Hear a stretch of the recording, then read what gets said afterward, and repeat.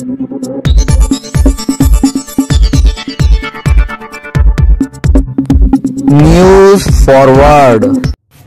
Forward चॅनलमध्ये आपले स्वागत आहे।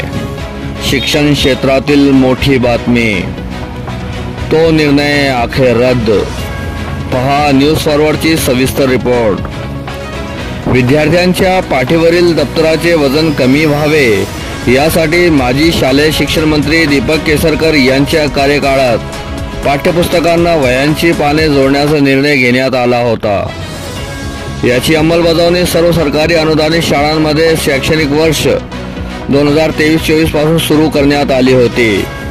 मात्र योजनेचा आढावा घेतल्यानंतर पाठ्यपुस्तकांमध्ये समाविष्ट करण्यात आलेल्या वह्यांच्या कोऱ्या पानांचा विद्यार्थ्यांकडून अपेक्षेप्रमाणे उपयोग होत नसल्याचे आढळले आहे। त्यामुळे शैक्षणिक वर्ष 2025-26 मध्ये वह्यांची पाने न जोडता पुस्तके वितरित करण्याचा निर्णय सरकारने घेतला आहे। पूर्वीच्या निर्णयाने 1ली ते 8वी पर्यंतच्या सर्व पुस्तकांना वह्यांची पाने जोडण्यात आल्याने अतिरिक्त खर्चामुळे सरकारवर आर्थिक भार पडला होता। तर दुसरीकडे या निर्णयाच्या माध्यमातून पुस्तकांसाठी असलेल्या कंत्राटदारांना चांगलाच आर्थिक लाभ झाला।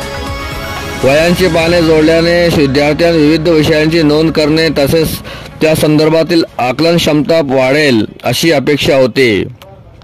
मात्र विद्यार्थी पूर्वीप्रमाणेच वह्या देखील शाळेत आणतात।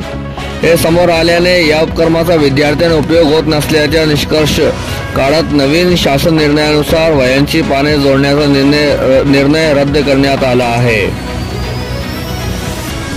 याविषयी शिक्षण विकास मंचाचे मुख्य समन्वयक डॉक्टर माधव सूर्यवंशी म्हणाले की मुळातच हा प्रयोग करायलाच नको होता। याला शिक्षण विकास मंचाने सुरुवातीपासूनच विरोध केला होता। अशा प्रयोगामुळे शिक्षणाच्या गुणवत्तेचे नेहमीच नुकसान होत आले आहे। या प्रकारचे प्रयोग दुर्दैवाने महाराष्ट्र बोर्डाशी संबंधित असतात। यामुळे सरकारने भविष्यात असे चुकीचे निर्णय घेऊ नयेत।